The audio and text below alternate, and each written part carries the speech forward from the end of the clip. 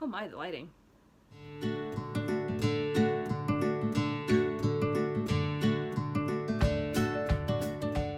What is up, you guys? Welcome back to my channel. My name is Morgan, and today I have a video planned where I get a little bit vulnerable with you guys. I've brought up in passing that, I'm sorry, my dog is insisting on being right here. He's just gonna sit right there. Like I said, I had a video planned today to really kind of get vulnerable with you guys and talk to you about my health situation and talk to you guys about kind of what's been going on with my heart. I have said previously, and I think all three of my videos, if not at least two, that I have been dealing with a diagnosis of a heart condition, and I will get into why I did the air quotes here soon. I apologize in advance if I'm looking down. I have like the full outline of everything that's been going on here, and I do want to make sure that everything is correct. And this whole experience with the healthcare system has been very frustrating, so I really want to make sure that I wrote down and stayed as objective as possible and wrote everything down, so that way I kind of have like a guide, just a guide to go off of, so that way I don't ramble, so that way I don't get a little bit emotional. This is gonna be the real me, not that I've given you anything that hasn't been the real me, but this is, I don't really have, I have a timeline of events, but other than that, I'm just gonna sit down and talk to you about how this has affected my life and how this has kind of changed the game for me. I do want to take a quick second and say, if you're new here, welcome. Please make sure that you hit the subscribe content. I try really hard to make sure that I get videos out every Thursday. Make sure that you also hit the bell notification, so that way if you like my content, you'll get a little notification every single time that I upload. And also make sure that you like and comment to let me know that you like my content, and so that way I kind of know what direction to go. That really helps me a lot. And if you just want to hit subscribe, I would really appreciate the support. So without further ado, let's just get into it. So this whole thing starts at the end of April. My first doctor's appointment was April 24th. So kind of the week or two leading up to April 24th, I was having these instances where I was just feeling like I was having an out-of-body experience. Like I would be sitting in class, I would be sitting at home, and my ears would start to ring, and my peripheral vision would start to get blurry. It just started to feel like just tunnel vision, like everything was coming in on me. Like I've said in the past in my Q&A, I do have some pretty bad anxiety, and so I'm not new to panic attacks, and this was a little bit different. It just kind of felt like I wasn't quite, it was like a dissociation. Like I didn't feel like I was actually I didn't feel like I was in my body. I didn't really feel like I was present. It was happening at home, it was happening at school. But as I was saying, the week before the 24th, I was having these out-of-body experiences. I felt like I was underwater. Everything seemed kind of garbled. Everything just seemed like I was moving in slow motion. It was a very strange experience. But that was happening quite a bit. So, and it was really unusual. It's completely out of the normal for me. So I called the doctor, and thankfully I have a really great relationship with my doctor, my primary care provider. But I called my doctor's office and told them that these really weird things have been going on, and that I'd fainted a couple times, and I almost faint like once a day, and just like kind of going off on things like that. But at this point there was really no correlation to my symptoms. It was just random things that were happening. So they got me an appointment to go in and get seen. The few days before my appointment on the 24th, like I said, I was a student medical assistant, so I have access to a whole bunch of tests. So I was running my blood sugar, I was running my A1C, I was running my hematocrit to test for anemia. What else was I doing? I was doing, like, not that I can test it, but we were working on blood draws. We were doing ECGs fairly regularly to check the electric activity in my heart.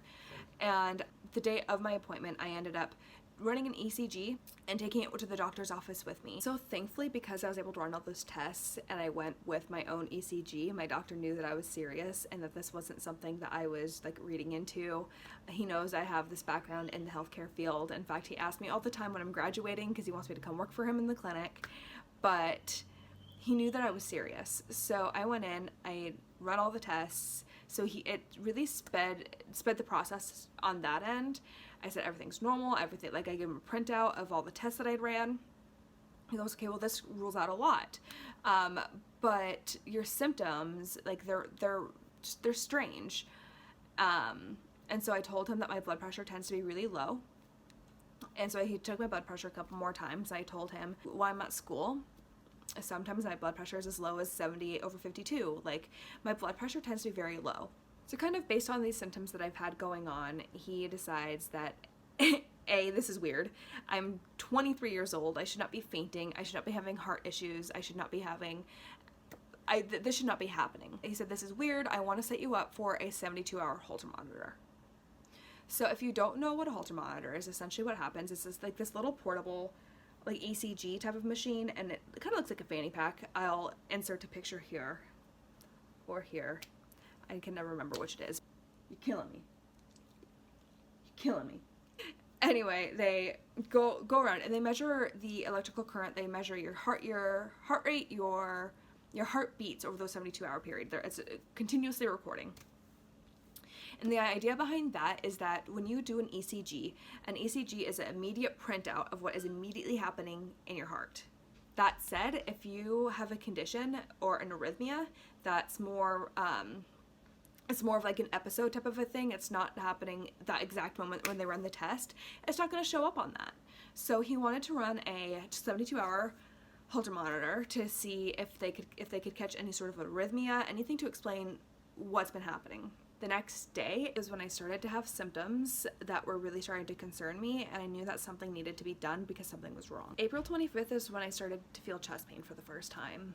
And as somebody, chest pain at any stage of life is concerning, but chest pain when I'm this young was just startling. I was driving to go pick up my son, and I was just driving down the highway, and I started to feel just right on my sternum. I started to feel like this pressure. And it's not the same as my panic attacks previously. It's not been the same as my anxiety. It was just this dull, it's just the pain that was also pressure, and it's so hard to explain, but I was driving, and it wasn't necessarily super painful at that point, but it was just out of nowhere. And I felt it, and it was very strange, especially considering the stuff that had been happening previously. But I was just driving down the highway, and all of a sudden my chest started to hurt, and my immediate thought was like, of course my doctor's appointment was yesterday. I couldn't bring this up to him then. Of course it happens the day after. And remember, at this point my Holter monitor is still being sent to insurance for pre-authorization to make sure that my insurance will pay for it, and there's really nothing we can do. And I'm starting to be very concerned, and it just wasn't letting up.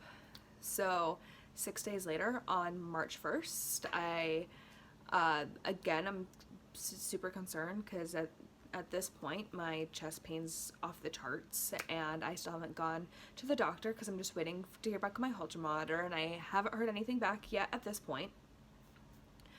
And I'm standing in my kitchen looking over into my living room. As you see, I have kind of this open floor plan here. So my kitchen is over here, and my living room is over here. And I'm standing in my kitchen. I had just made dinner, and I'm looking over from the kitchen, looking into my living room, and talking to my husband and my friend that was over. And I'm sitting in the kitchen talking whatever, and all of a sudden my ears start to ring, and I can't really see what's going on very well, and I try to tell them that something's not right, and I can't get like my brain to mouth, like things aren't working. My heart feels like it's trying to beat out of my chest, and I go to sit down because I knew that if I didn't sit down I was gonna fall down. So I go to sit down, and on the way down I lose consciousness. I was mid-sentence, and I passed out in my kitchen, and I completely fainted, and have really no recollection of the event other than the way that I felt as I was about to go down. So my husband runs over and stands on either side of, and hunches over me, and this is his recollection, and he's trying to talk to me, trying to get me out of it. And so I slowly start to come to, and he said, like, this isn't right, this has never happened to this extent before, I'm calling the doctor on call. When they admitted me, part of the reason why they did was because they wanted to run an echo and they didn't want me to leave until they ran the echo. And essentially what an echo does is an ultrasound of your heart. It checks the anatomy, it checks the blood flow. I left, that they were 100% positive that I wasn't going to go home and something was going to happen. And they sent me home. So this is starting to become my new normal, and which is, it sucks. So I was sent home May 2nd and was told on your discharge papers, they give you, they have little stop signs, and one's like green, one's yellow, one's red. And so they gave me what symptoms to look out for, the yellow ones to go see my doctor, the red ones to come back to the hospital, and pretty much said it's not an emergency situation. You're not life or death, so you're not needed, so you don't need the emergency department. So they sent me home. They sent me home with the instructions to follow up with my PCP, my primary care provider, and to follow up with his instructions for a Holter monitor, which now that I was in the hospital, I was starting to get answers, and they're really starting to push things through to my insurance. And I found out that my insurance has cleared it and that they'd set me up with an appointment to get my Holter monitor the very next day. Thankfully, things seemed to kind of be moving along, which really pleased me, but unfortunately wasn't the case. So I picked up my Holter monitor on May 3rd. They taught me how to use it, and they kind of explained what it did, and I left. So essentially the breakdown on it was it's continuously recording, so it's never going to miss anything.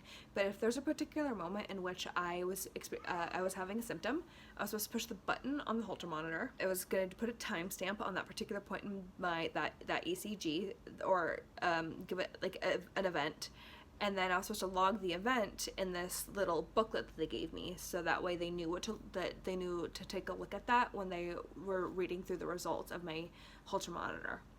And in those 3 days, it was business as usual. I was supposed to do everything that I normally do, see the people I normally see. I was supposed to act like nothing was wrong, act like everything was perfectly normal, so that way they could see what 3 days of my life looked like, and see what my heart was doing in my day-to-day lives that was causing me this discomfort and this pain.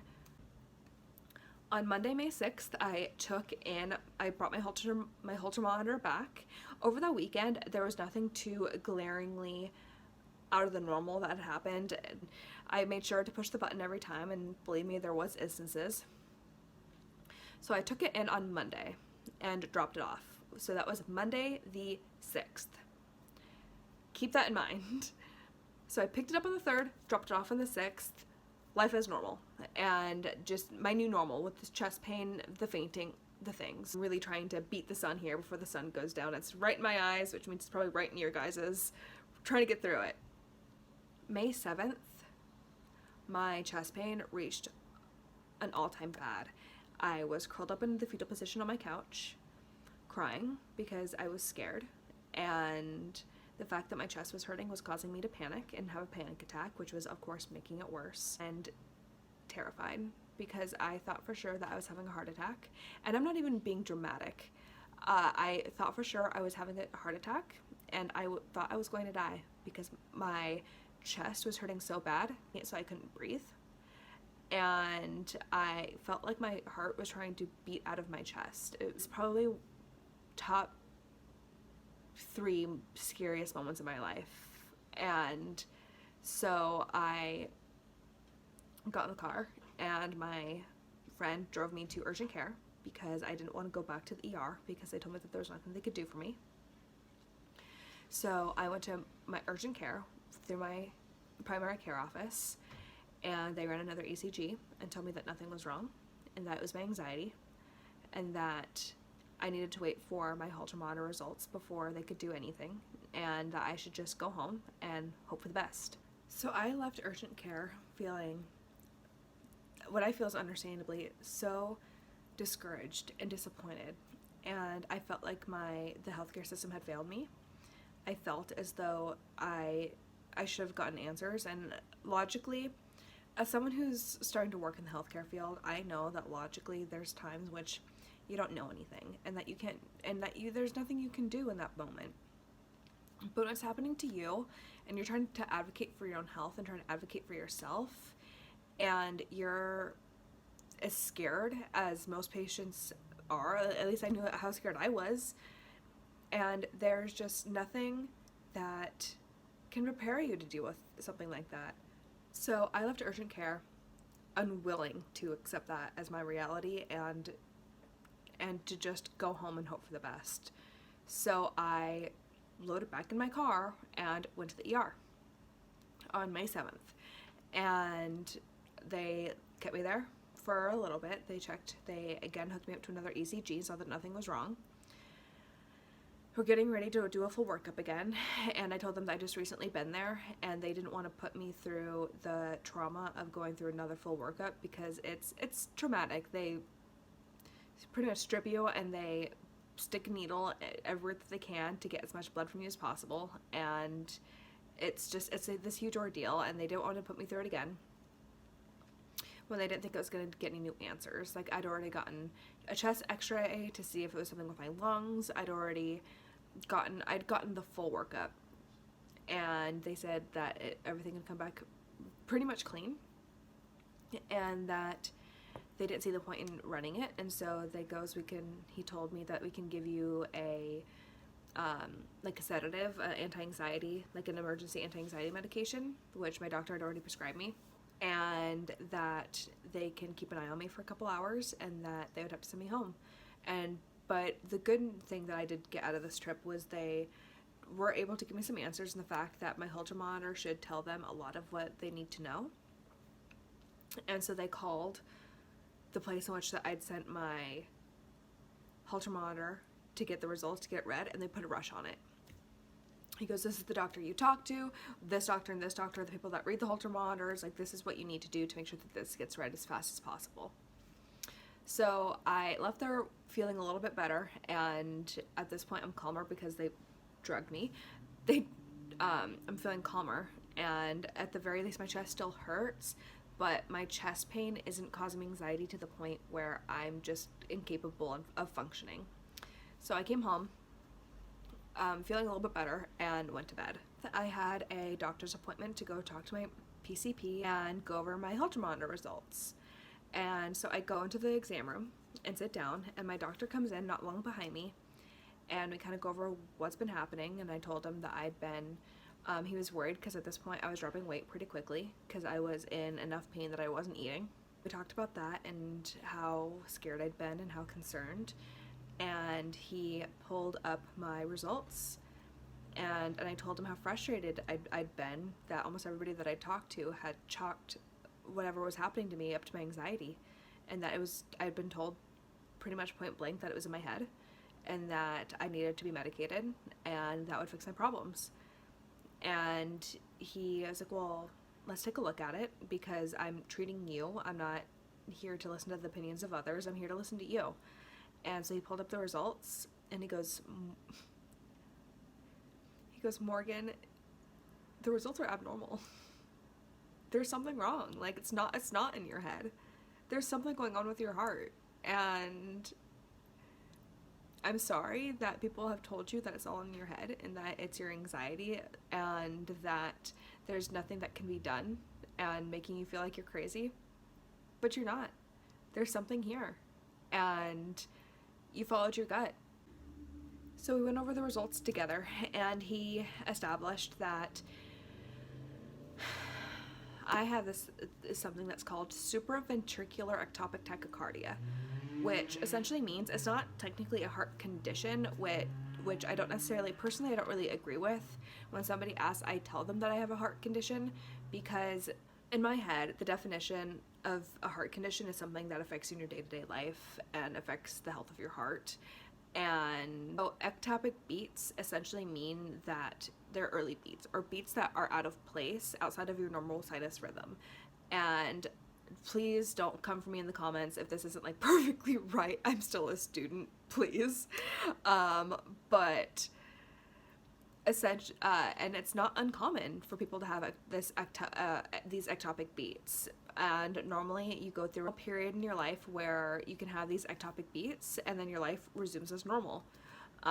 It's just something that your heart does every once in a while. Some people, like, it's common, and he just didn't know why it had gotten to the point that it had with me, that it was starting to affect me to the point that it had been. And he goes, it's not like he goes, you have a heart condition, like if it's this affecting you to this point, like Morgan, this isn't normal. So quick anatomy lesson with Morgan. I'm gonna put a picture of a heart up here and explain this to you the best that I can. So in your heart you have 4 chambers. The top 2 chambers are the left and right atria, and then the bottom are the left and right ventricles. So the ventricles are the powerhouse of the heart. That's really what gets the blood pumping. That's what gets you your heartbeat.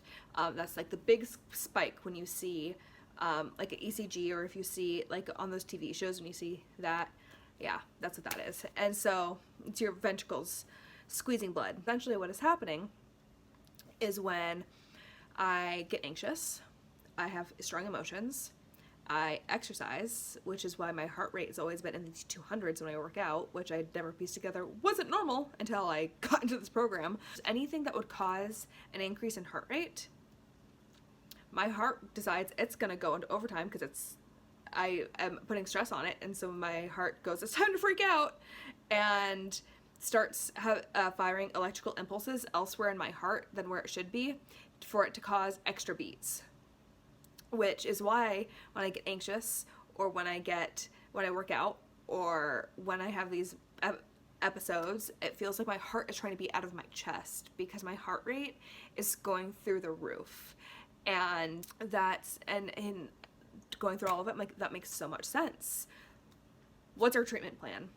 And he goes, like, I'm really not trained as a cardiologist. I'm a family care provider, and so I would really like to get you to see a cardiologist. But what I would do was I would prescribe you a beta blocker, which is a medication that is used for a lot of things, but in this instance he wanted to use it to regulate my heart rate, so that way it would bring my heart rate down to help ease my symptoms, which at the time made so much sense. It was like, yes, this is an answer, my life can return back to normal, like, hallelujah, things are happening finally. So I was told to wait to hear back from the cardiologist. I'd asked the doctor if it was my anxiety, and he goes, your anxiety is contributing, it is not causing. Your heart is doing this on its own, but your anxiety is not helping things. So he prescribed me an emergency, again, he's prescribing this anxiety medication to help me when I was having chest pain, or when I was feeling anxious, to take it to help calm my heart rate, so that way, but it would knock me out. So he just wanted me to take it to help me sleep. So he prescribed me that, and he pretty much told me to wait to hear from the cardiologist. So I waited. And I waited. And I called the cardiologist, and they wanted to wait to hear back from my primary care. Like, it was just miscommunication. It was just, things weren't happening the way that I wanted them to. And then I started fainting again. On May 15th, so 5 days later, I fainted again. Just fainted to the ground, just unresponsive, normal things at this point. And I'd called it, and thankfully it was early enough in the day this time that I was able to call the doctor, and he goes, yeah, like I called the cardiologist. We're trying to put a rush on things, and we're doing the best that we can, and which I understand. It was just, at the time, it was very frustrating. So I can't remember originally the day that they told me that I had their first available appointment was to see the cardiologist. It was something outrageous, May 15th, and I finally heard from the cardiologist, and they wanted me to wait until like June 6th to go and see the cardiologist, which isn't really that lengthy of time now that I think about it, but at the time it felt like that all I needed was this medication to help me, and it was very, very frustrating that they weren't putting more of a priority on this, because of course when you're having these health issues and this what you view as this health crisis, it's all about you. But at the time, I remember that being a really long amount of time, especially when I was fainting as frequently as I was. So on May 15th, again, I had fainted, and on May 20th, so another 5 days later, I was at school, and I'd fainted in the middle of class. I was up and I was in the lab. Thankfully, wasn't doing anything with a needle. I was just walking around the classroom, and I'd fainted in class. And at that point, I called the doctor again and said, hey, like, things are getting worse. I'm fainting more frequently. I don't know what's happening, and my cardiologist appointment isn't for another 3 weeks. The nurse that I talked to said that they would talk to my doctor and that my doctor would see if he could put a rush on that. 2 hours later, my doctor called me from he'd like blocked it, whatever, but he called me from his cell phone in his car on his way to a meeting. And told me, he goes, like, explain your symptoms to me again, like, I'll see what I can do until we get you in to see the cardiologist. And I told them how my symptoms had progressed and that I was having chest pain like 80% of the day, and that I was fainting every 5 or so days, and at least once a day I was fighting the urge to faint, and that my chest pain level was to an 8 some days, and that this had completely taken over my life, and it was completely derailing my quality of life, and that something needed to be done, and I was willing to do what needed to be done. So he said that he would call a cardiologist and see what he can do.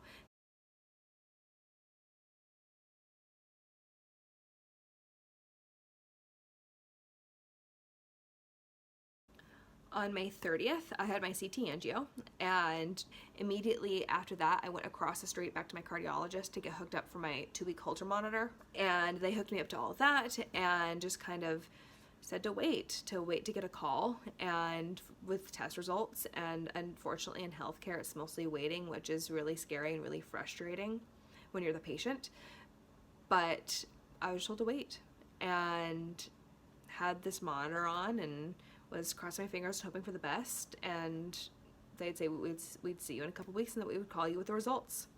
So my CT angio came back normal, so the anatomy of my heart is fine. Everything's there, everything's working as it should be, whatever, it's normal. My stress test, as the nurse said, and my doctor and my cardiologist confirmed, everything on there was relatively normal. I had a couple PVCs, which aren't entirely uncommon, in fact they're fairly common, and that the only thing that was strange was in my cool down, which was, wait for it, showed supraventricular ectapic tachycardia, which is, if you recall, is what my doctor diagnosed me with. Imagine that. But my Holter monitor took a little while longer because, again, it was 2 weeks and I had to be sent off to be read. But finally I got in touch with somebody, and my cardiologist told me that it was exactly what my doctor had prescribed me with, or had diagnosed me with, and that it's not technically a heart condition because it's so common, but with you it seems to be more pronounced. Let's see. There we go. Out of the sun. But unfortunately with you it seems to be more pronounced, and that it's just kind of something you're gonna have to live with. She gave me a couple like lifestyle changes to cut out caffeine, to get more sleep, to not drink alcohol, to pretty much cut out stimulants so that way my heart rate stays as low as possible, and to get my anxiety under control. And I said, okay, like, done. Like, I'm already doing all those things. I'm still having symptoms. Like, what do I do? And she goes, well, like, there's really nothing that can be done. And so I told her that, well, this is what my primary care provider originally diagnosed me with. And he brought up the idea of having a beta blocker. So the one medication that can treat me, treat what I have going on, according to my cardiologist, is being treated with a beta blocker. And so the unfortunate thing about beta blockers is they lower your blood pressure. The cardiologist and I were able to determine that what was causing me to faint was my low blood pressure. I have what's called hypotension, not to be confused with hypertension. Hypertension is high blood pressure, is chronic high blood pressure. Hypotension is chronic low blood pressure.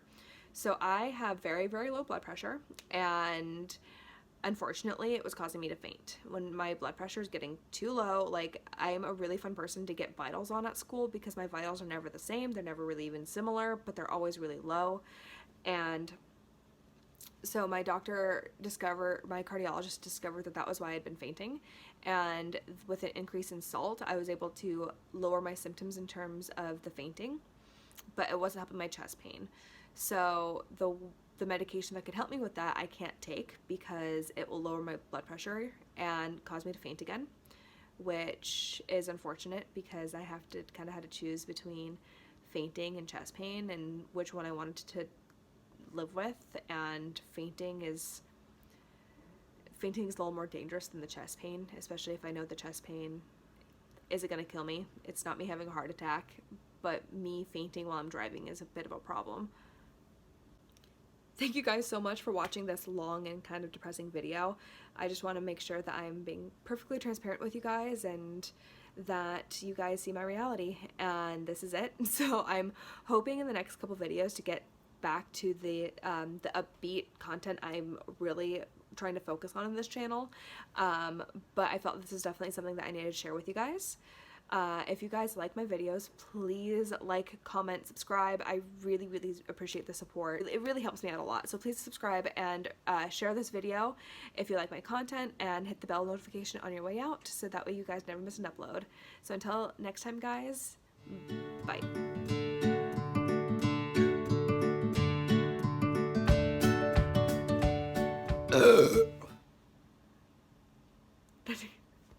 Mexican food.